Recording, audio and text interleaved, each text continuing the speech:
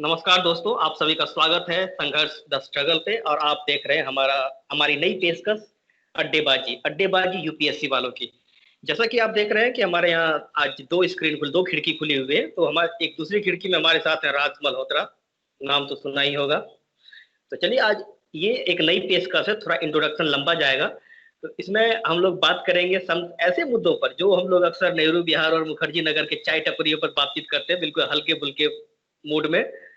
ऐसे ही मुद्दों पर जिसको परीक्षाओं की दृष्टि से ध्यान में रखते हुए हम लोग इस पर बात करेंगे। तो आज हमारे लिए बातचीत का जो मुद्दा है वो है एनआरए, यानी राष्ट्रीय भर्ती एजेंसी, नेशनल रिक्रूटमेंट एजेंसी।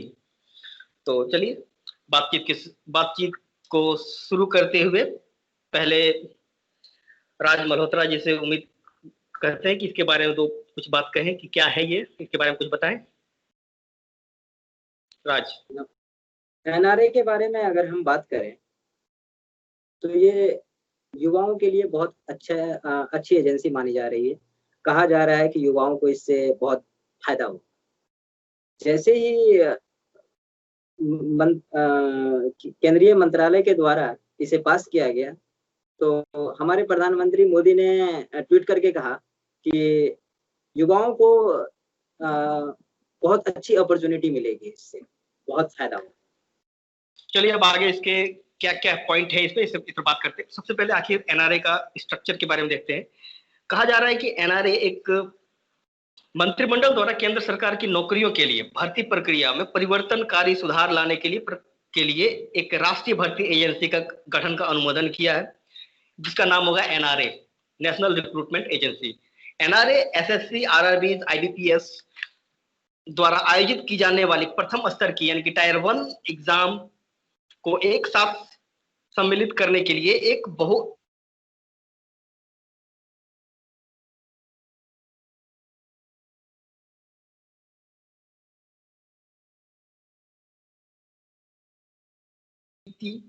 आयोजित की जाएगी। राजकुमार, तो पहले जो 3 पॉइंट हमने बात किया, जैसे कि सबसे पहले देखते हैं कि जैसे मंत्री इसको परिवर्तनकारी सुधार की बात की गई है, तो आप क्या लगता है कि ये कितना परिवर्तनकारी हो सकता है? देखिए, अगर मैं आपको बताऊं और हमारे श्रोतागण को मैं बताऊं इसके बारे में, तो जहां तक सरकार का कहना है कि परिवर्तनकारी होगा, तो अगर ये धरातल पर सही तरीके से लागू होती है, जिस प्रकार से इसमें मेंशन किया गया है कि जो बहुत बहुल एग्जाम हुआ करती थी, होता क्या था ना कि आरआरबी अपने तरह से एग्जाम लेती थी, एसएससी अपने तरह से एग्जाम लेती थी, बैंक अपने तरह से एग्जाम लेती थी। तो अब क्या हो जाएगा कि जो फर्स्ट टायर का एग्जाम है, प्रथम चरण का एग्जाम है, जिसको कि हम प्रिलिमिनरी एग्जाम भी बोल सकते हैं, तो वो जो है एग्जाम कराएगी एनआरए, कराएगी सीईटी के द्वारा, अर्थात सामान्य योग्यता परीक्षा के द्वारा कराया जाएगा, जो कि एक प्री लेवल का होगा। और इसे ये अगर पास कर जाता है परीक्षार्थी, तो वो जो है 3 साल तक वैलिड होगी। इसलिए सरकार के द्वारा ये कहा जा रहा है कि ये परिवर्तनकारी संभव है, हो सकता है। चलिए, अब आगे देखते हैं। तो इसमें ये परीक्षा जो सीईटी है, हाँ, ये मैं भी मानता हूँ कि बहुत ही, यदि इसको अच्छे से लागू किया जाए, जो मैं पहले भी इस पर कई बार मैं अक्सर ये बोला करता हूँ कि नीतियां अक्सर अच्छी होती है, लेकिन उसे लागू करने के लिए नियत और इच्छा शक्ति दोनों होना जरूरी है, और साथ में संसाधनों का। चलिए, अब देखते हैं कि इसे सीईटी जो है 3 स्तर पर आयोजित की जाएंगी। पहले एक तो है स्नातक स्तरीय, फिर उच्च माध्यमिक, और तीसरी ये 10वीं पास उम्मीदवारों के लिए, और इंटर पास उम्मीदवारों के लिए तथा स्नातक के लिए ये अलग अलग की जाएंगी। और ये कॉमन एलिजिबिलिटी टेस्ट कंप्यूटर आधारित होगी, ऑनलाइन टेस्ट होंगे। और दूसरी है कि ये हर जिले में आयोजित की जाएगी। और तीसरी है और तीसरा एक आकांक्षी जिलों वाला कंसेप्ट है, जिस पर कि सरकार का पहला फोकस होगा। तो चलिए, इस पर विषय पॉइंट वाइज बात करते हैं इसके बारे में। राजकुमार, बताइए क्या कहेंगे इसमें। कॉमन एलिजिबिलिटी टेस्ट जो ऑनलाइन आयोजित की जाएगी, तीनों स्तर पर अलग अलग। सीईटी के बारे में आपको मैं बताना चाहूंगा, ध्यान आकर्षित करना चाहूंगा कि सीईटी जो है सामान्य योग्यता परीक्षा, तो वो साल में 2 बार आयोजित कराई जाएगी। और जिस प्रकार से अभी आपने नेट जेआरएफ की बात जो एग्जाम करवाती है, वो भी साल में 2 बार करवाती है, उसी आधार पे ये 2 बार एग्जाम करवाई जाएंगे। और होगा क्या कि जो 10th और इंटर और ग्रेजुएट लेवल के परीक्षार्थी हैं वो इसमें बैठ सकेंगे। अब 10th का एग्जाम भी होगा तो जैसे कि सीईटी 2 बार साल में आयोजित कराएगी, तो उसी तरीके से फॉर्म भी फिलअप करने पड़ेंगे, जैसे फर्स्ट चरण की मैंने बात की। 10th यानी कि जो 10वीं पास योग्यता वाली जो परीक्षाएं आयोजित की जाएंगी, जो भर्तियां होंगी। हाँ जी, हाँ जी। तो उस तरीके से उसी प्रकार से ये 2 बार जो आयोजित होंगे उस आधार पे 10th लेवल के 2 बार होंगे और 11th के 12th के 2 बार होंगे और ग्रेजुएट लेवल के 2 बार, इस तरीके से एग्जाम कराई जाएगी। और जिनका अगर सीईटी निकल जाता है अर्थात कॉमन एलिजिबिलिटी टेस्ट अगर निकल जाता है तो वो जो है अपना फिर आईबीपीएस और आरआरबी और जो एनटीपीसी हैं या बैंकिंग सेक्टर के हैं वो उसी तरीके से एग्जाम लेंगे टायर 2 और टायर 3। चलिए, अब है इसमें कि हर जिले में ग्रामीण हर जिले में सीईटी, तो क्या लगता है हर जिले में सीईटी से क्या क्या फायदे और क्या क्या नुकसान हो सकते हैं? देखिए, सरकार का कहना है कि प्रत्येक जिले में जो है हम सेंटर स्थापित करेंगे। क्या कहते हैं उसमें वैसे अभी फिलहाल कहा गया है कि केवल आकांक्षी जिलों को मेंशन करेंगे। आकांक्षी जिले तो नहीं, एक मिनट, आकांक्षी जिलों पर फोकस होगा क्योंकि वहां पर क्योंकि आधारभूत अवसंरचना नहीं है, उनको वो अवसंरचनाएं बनाना है, लेकिन केंद्र जहां तक बनाने की बात है इसमें हर जिले में बात की गई है। जी जी, मेरा कहने का मतलब वही है कि जहां इंफ्रास्ट्रक्चर अभी मौजूद है वहां तो ऑब्वियसली सेंटर बनाए ही जाएंगे, लेकिन जो आकांक्षी जिले का कॉन्सेप्ट है जिसको हम एस्पिरेशनल डिस्ट्रिक्ट बोलते हैं, तो इनका कॉन्सेप्ट ये है कि नीति आयोग के द्वारा ये कॉन्सेप्ट लाया गया था कि आकांक्षी जिले वो जिले होते हैं जहां पर कि इंफ्रास्ट्रक्चर और वंचित तबके के लोग रहते हैं, तो वहां पर जो है इंफ्रास्ट्रक्चर को बढ़ावा देने के लिए और सरकार की अच्छी पहुंच, राजनीतिक पहुंच हो या फिर आर्थिक पहुंच हो, उसको सुनिश्चित करने के लिए इस तरह के डिस्ट्रिक्ट का कॉन्सेप्ट आया। तो वहां पर ज्यादा फोकस करने की बात की जा रही है। चलिए, अब बात करते हैं आगे इस पर। तो यहाँ पर बात की गई है एक समान भर्ती प्रक्रिया, परीक्षाओं की बहुलता समाप्त करने की और एनआरए द्वारा जो सीआई कदाचार मुक्त परीक्षा कराने की। तो एक समान भर्ती प्रक्रिया, जैसे कि अब हम हालांकि जो मैं बताना चाहूँ कि एक समान भर्ती प्रक्रिया का मकसद ये हो सकता है कि जैसे पहले जो एग्जाम की जो प्रक्रिया है, चाहे आरआरबीज हो, एसएससीज हो या फिर आईबीपीएस हो, ये सारा जो इनका जो टियर 1 का एग्जाम होता है, ये सारी एजेंसियां अलग अलग सिलेबस, अलग अलग पाठ्यक्रम और अलग अलग पैटर्न इस्तेमाल करती है। लेकिन जब ये एक समान भर्ती प्रक्रिया ये जब आएगी तो टायर 1 के लिए ये तीनों के लिए एक ही परीक्षा होगी और बिल्कुल एक ही पाठ्यक्रम पर होगा, यानी पाठ्यक्रम भी समान होगा। तो इससे विद्यार्थियों को, जो उम्मीदवार है, उम्मीदवारों के लिए बेहतर होगा ये कि उनको एक ही टायर 1 परीक्षा के लिए ही अलग अलग तैयारी नहीं करनी होगी। क्या मैं सही कह रहा हूँ? बिल्कुल बिल्कुल सही कह रहे हैं आप। और इससे होगा कि परीक्षाओं की बहुलता समाप्त हो जाएगी। अब पहले होता है कि अभी आरआरबी का एग्जाम है, अगले हफ्ते फिर आपका ये आईबीपीएस है, फिर एसएससी है। अब यूं समझ लीजिए कि अक्सर देखा जाता है परीक्षार्थियों का एक बैग खूटी में टंगा ही रहता था हमेशा, कपड़े वगैरह भर के, कि मैंने बैग उठाना है और अगले चल देना एग्जाम देने के लिए। ऐसी नौबत हमने और आपने भी झेला है, ये बिल्कुल ये सामान्य स्थिति थी वो। बिल्कुल चलिए, तो कदाचार मुक्त, जहां तक कि कदाचार मुक्त के लिए आईसीटी यानी कि इंफॉर्मेशन एंड कम्युनिकेशन टेक्नोलॉजीज का, सूचना और प्रसारण तकनीक जो है, इसके द्वारा कदाचार को कम करने की बात कही गई है। तो चलिए, इस पर बाकी भर्ती प्रक्रिया और परीक्षाओं की बहुलता, ये तो ठीक है, कदाचार वाला मैटर पर कुछ बात करेंगे? बिल्कुल सर, मैं यही बताना चाहूंगा कि जो आपने देखा होगा कि कभी एनटीपीसी का पेपर हो जाता है अर्थात रेलवे का या बैंकिंग का या फिर एसएससी का, तो पेपर आज एग्जाम हुई और 2-4 दिन के बाद या महीनों भर के बाद पता चलता है हमें कि लीक हो गई है। तो बच्चों के भविष्य के साथ हमेशा ज्यादातर खिलवाड़ होती है। तो ऐसा ना हो, इसके लिए कंप्यूटर बेस्ड पेपर लाया गया है कि क्या कहते हैं कंप्यूटर से हम एग्जाम करवाएंगे, ऑनलाइन एग्जाम करवाएंगे। अब बात की जा रही है कि हम एक तरह के सिलेबस को, अर्थात जो प्रथम चरण का उसको मतलब सामान्य योग्यता परीक्षा के लिए सीएटी के लिए तो एक तरह का सिलेबस होगा। एक तरह के सिलेबस में क्या होगा कि हमें जो अब एसएससी को ही थोड़ा देर के लिए हम एग्जाम्पल के तौर पे लें, तो उसमें क्या था कि एक ही बार में 16 पेपर हुआ करते थे। मतलब कि आज एग्जाम है, 4 चरणों में एग्जाम हो रही है, तो उसके लिए अलग पेपर बनाया गया, दूसरे के लिए फिर अलग पेपर बनाया गया, तीसरे के लिए फिर अलग पेपर बनाया गया। तो होता क्या था, शुरुआत में किसी स्टूडेंट के लिए आसान हो जाता था पेपर, और धीरे धीरे वो भाष्ट होता चला जाता था। तो ये डिफिकल्टियां जाती थी। ये सब चीजें अब खत्म हो जाएंगी। जो एक पेपर होगा वो सभी के लिए सामान्य होगा। तो कम से कम इससे बच्चों को काफी ज्यादा राहत मिलने की प्रबल संभावना है, और कदाचार मुक्त भी होने की संभावना है। एक पेपर हो ना हो, लेकिन वो पेपर कम जरूर हो जाएंगे। जी। चलिए अब आगे आगे बात करेंगे। तो ये सीईटी जो है प्रथम चरण की स्क्रीनिंग मात्र होगी। भर्ती चक्र को कम करने के लिए सीईटी लाया गया। और दूसरा और तीसरा, और जो इसमें हमको इसमें महत्वपूर्ण लग रहा है, ये पॉइंट ज्यादा महत्वपूर्ण है कि एनआरए ग्रामीण अभ्यर्थियों के लिए मॉक टेस्ट आयोजित करेगा। ये मॉक टेस्ट आयोजित करेगा, तो क्या लगता है कि इसका कैसा और क्या परिणाम होंगे, लाभ नुकसान?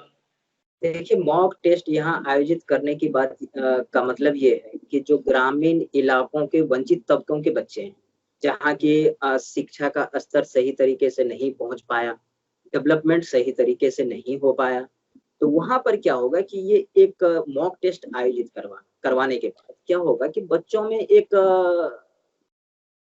मतलब क्या कहेंगे उसको, बच्चों में एक इनिशिएटिव जगेगी कि हाँ, मुझे भी कुछ करना है, आगे चल करके मुझे भी ये एग्जाम देना है।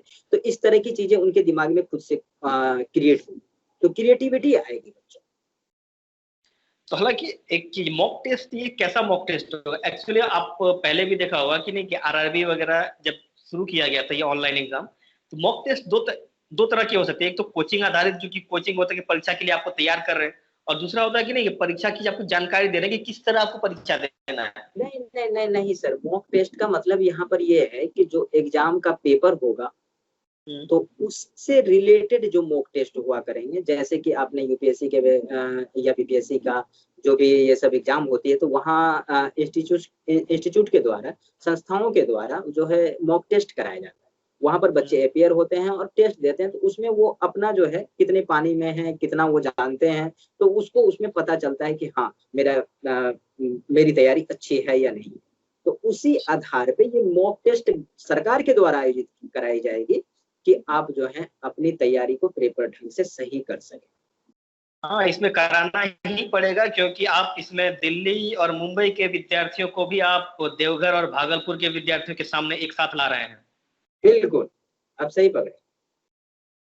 तो चलिए अब इसमें बात करते हैं कि इसमें 24/7 हेल्पलाइन की बात की गई है। ये हेल्पलाइन, ये शिकायत किस तरह का शिकायत निवारण करेगी और कैसा?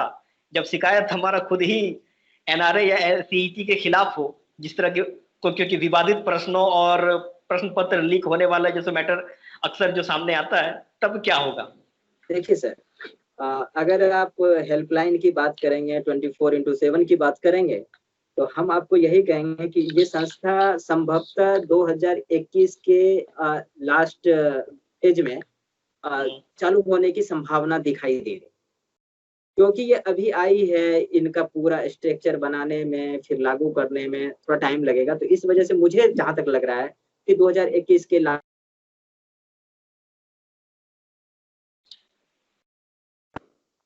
लगता है लाइन कट गया है, कुछ दिक्कत हो रहा है।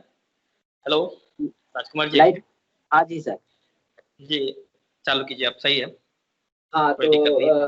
तो मैं कह रहा था कि जो सही है, अब आ रहा है, पिक्चर आ रहा है, कोई दिक्कत नहीं है। पिक्चर आ रहा है ना, आपका फिर पिक्चर थोड़ा थोड़ा आप कट कट रहे रहा हैं, आप थोड़ा फिर कट रहे हैं। आप साइड हो, आप आ जाइए थोड़ा, राइट साइड शिफ्ट, है। मेरी तरफ शिफ्ट कर जाइए चलिए ठीक। आप। चलिए आगे बात कीजिए। अब हाँ, कहाँ थे हम? हाँ, मैं 24/7 पे था। तो वही मैं कह रहा था कि 24/7 ये जो है ना, 2021 तक संभावना है कि ये बनकर पूरी तरीके से तैयार हो और काम करना शुरू करे। तो अभी तक जहां तक लग रहा है कि ये हेल्पलाइन नंबर केवल एग्जामिनेशन को लेकर के और उसके पेपर को लेकर के किसी तरह की डिफिकल्टीज आती है, तो हम उसको जो है केवल मेंशन करेंगे। वो जो है एग्जाम आप कॉल करके बातें कर सकते हैं, हाँ क्या होने वाला है, कहाँ एग्जाम होने वाली है, कहाँ सेंटर बना या नहीं बना, क्या कमियां हैं, ये सब आप बता सकते हैं। ऐसा नहीं कि आपको न्यायिक व्यवस्था के तहत आपको जो है ना, आप किसी पर क्लेम कर सकते हैं पेपर खराब आया, ये नहीं कर सकते हैं। ऐसी अभी कोई व्यवस्था है नहीं। वो जब ये संस्था पूरी तरीके से बनकर तैयार हो जाएगी तब हमें पता चलेगा कि क्या होने वाला। चलिए, ये तो थे सारे पॉइंट जो हमने डिस्कस किए कि एनआरए से संबंधित जो संरचना है और उसकी। अब बात करते हैं कि सरकार या फिर एनआरए के बारे में क्या क्या बात की जा रही है।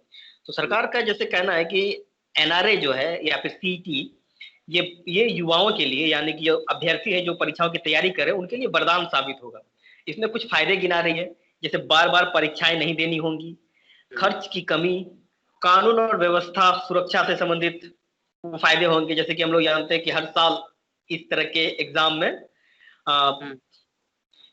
एग्जाम में लगभग 2.5 से 3 करोड़ अभ्यर्थी शामिल होते हैं। और ऐसे में जब इतने सारे विद्यार्थियों का, इतने सारे युवाओं का, बोले एक गर्म खून वाले युवा, ताजा और जोश से भरे, जब मूव करते हैं एक से दूसरी जगह पर, तो एक सुरक्षा की दृष्टि से और कानून व्यवस्था की दृष्टि से एक बड़ी चुनौती होती है।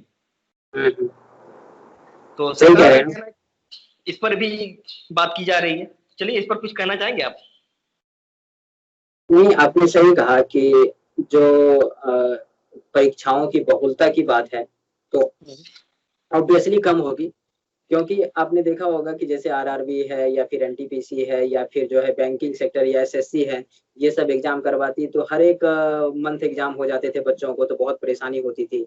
तो ये तो परीक्षाओं से कम मुक्ति मिलेगी कि एक पेपर दे दिया और 3 साल के लिए वैलिड हो गए हम। दूसरी बात आपने कही क्या कि वित्तीय स्थिति में सुधार होगी। ऑब्वियसली वित्तीय स्थिति में सुधार होगी। जब हम पेपर दिया करते थे दबाव कम, वित्तीय दबाव होता है परिवार पर या फिर अभ्यर्थियों पर, वो थोड़ा कम होगा। हाँ, थोड़ा कम होगा, क्योंकि हम आए दिन कभी यहाँ एग्जाम देने के लिए, कभी भुवनेश्वर, कभी विशाखापत्तनम, कभी बिलासपुर, पता नहीं कहाँ कहाँ। तो इससे कम से कम निजात मिलेगी और हमारे डिस्ट्रिक्ट में जो है स्वयं से एग्जाम हो जाएगी, आसपास में एग्जाम होगी, तो इससे महिलाओं को भी और आम लोगों को भी ज्यादा फायदा होगा। ये एग्जाम आपको पता है एक तरह से हमें राष्ट्रीयता की भावना उत्प्रेरित करती थी, हम अंदर पैदा करती थी। ऐसा लगता था कि नहीं कि पटना से बिलासपुर, पटना से गंगानगर, ये सफर। अब क्या एकल फैमिली की तरह नहीं होगी ये कि हाँ अब जो है बहुल फैमिली की तरह थे तो एकल फैमिली में हो गया, ऐसी बात नहीं है सर। अच्छा, बिल्कुल भी एक अब बड़ा परिवार होगा कि सब एक साथ हैं, पटना भी साथ, पटना, बिलासपुर, भुवनेश्वर सब साथ हैं। तो चलिए अब बात करेंगे इसमें परीक्षा केंद्रों पर पहुंच। इसे बात की गई है कि एनआरए और सीईटी, ये जो एनआरए से परीक्षा केंद्रों तक पहुंच जो आसान होगी, तो जिसमें कहा गया है कि प्रदेश के प्रत्येक जिलों में परीक्षा केंद्र की स्थापना की जाएगी। आकांक्षी जिलों पर इनका फोकस होगा, विशेष दिया जाएगा, और इससे दूर दराज के जो छात्र हैं उनको प्रोत्साहन मिलेगा। राज, तो ये जो कह रहे हैं ना कि प्रत्येक जिलों में हम सेंटर स्थापित करेंगे, इससे क्या होगा कि जो बच्चों को परेशानी हुआ करती थी ट्रांसपोर्टेशन की, वो कम से कम उनकी जो है कम हो जाएगी। हम लोग भी अक्सर सोचा करते थे कभी साइकिल या बाइक से जाएंगे एग्जामिनेशन सेंटर एग्जाम देने के लिए। अब मतलब हम लोग तो नहीं, आने वाले अगले लोग देखेंगे। कभी कभी तो ट्रेनों में बाथरूम के बोगियों में भी सफर करके एग्जाम देने के लिए हम लोग गए हुए हैं। इससे भला कौन भूल सकता है, इसे भला कौन भूल सकता है कि टीटी पकड़ के ले गया और नहीं जाने दिया। ऐसे भी सिचुएशन हम लोगों ने झेले हैं। इसमें महिला, गरीब छात्रों और ग्रामीण क्षेत्र के उम्मीदवारों के लिए विशेष लाभ होगी। तो चलिए अब बात करते हैं सीईटी का जो स्कोर है उसके बारे में। इसका जो स्कोर है वो 3 वर्षों तक वैध रहेगा और अवसरों की कोई समय सीमा नहीं है। और कोटिवार जो, और इसमें सरकारी नीति के अनुसार कोटिवार आयु सीमा में छूट जो है वो जारी रहेगी। इसमें अब इस पर चर्चा करने की मुझे नहीं लगता कि बहुत ज्यादा जरूरत है। इसमें सीधी सी बात है, परिणाम 3 वर्षों तक वैध रहेंगे। एक बार एग्जाम दिया आप 3 साल तक लगे रहेंगे, आप दे सकते हैं टियर 2 और टियर 3 का एग्जाम। अवसरों की कोई सीमा नहीं है, आप 3 बार या 4 बार जितना भी आपके पास टाइम है आप दे सकते हैं उसका एग्जाम। अपर एज लिमिट तक आप जो है जितनी बार पेपर चाहें उतनी बार दे सकते। और सरकारी नीति के अनुसार जो कोटिवार आयु सीमा है वो जारी रहेगी। फिर है इसमें एक मानक परीक्षा है। अब जैसे कि इसमें एनआरए द्वारा जो गैर तकनीकी पदों के लिए स्नातक, उच्च माध्यमिक और 10वीं स्तर के जो उम्मीदवारों के लिए अलग अलग संचालन किया जाएगा परीक्षाएं। सीईटी के अंक जो है अंक स्तर पर की गई स्क्रीनिंग के आधार पर भर्ती के लिए अंतिम चरण पृथक विशेषीकृत टीयर 2 और टीयर 3 परीक्षा माध्यम से किया जाएगा, जिसे संबंधित भर्ती एजेंसी द्वारा लिया जाएगा। अब प्रथम चरण का एग्जाम जो सीईटी आयोजित करेगी, यानी कि एनआरए आयोजित करेगी सीईटी, उसके बाद जो टीयर 2 और टीयर 3 का एग्जाम है, ये जो संबंधित एजेंसी है वो जारी करेगी। चलिए इस पर कुछ इसको थोड़ा क्लियर कीजिए। आपने सही कहा सर कि जो फर्स्ट चरण का पेपर है, अर्थात जिसको आप प्री बोल सकते हैं, तो फर्स्ट चरण का पेपर एनआरए के द्वारा सीईटी के माध्यम से आयोजित कराई जाएगी और उसमें जो विद्यार्थी सफल हो जाते हैं, जो परीक्षार्थी सफल हो जाते हैं, वो जो है जो संबंधित संस्था है, जैसे आईबीपीएस हो गया या फिर बैंकिंग हो गया, एसएससी हो गया, तो उनके द्वारा टायर 2 और टायर 3 जो है आयोजित कराई है। जो इससे पहले चलाया जाता था उसी तरीके से टायर 2 और टायर 3 जो है आयोजित कराई।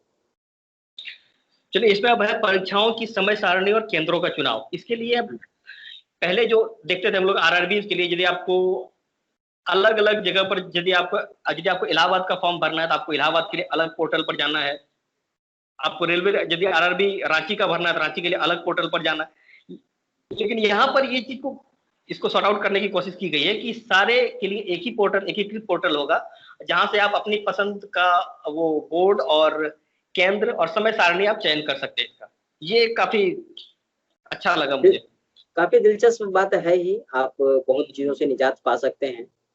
अब कहीं होता क्या था कि अब एनटीपीसी में इलाहाबाद में 11,000 सीट आ गए और बिलासपुर में 10 सीट आ गए, तो बच्चे जो है परेशान हो जाते थे कि कहाँ भरूं, यहाँ भरूं या वहां भरूं, वहां भरूं या वहां भरूं, रांची भरूं या भुवनेश्वर भरूं।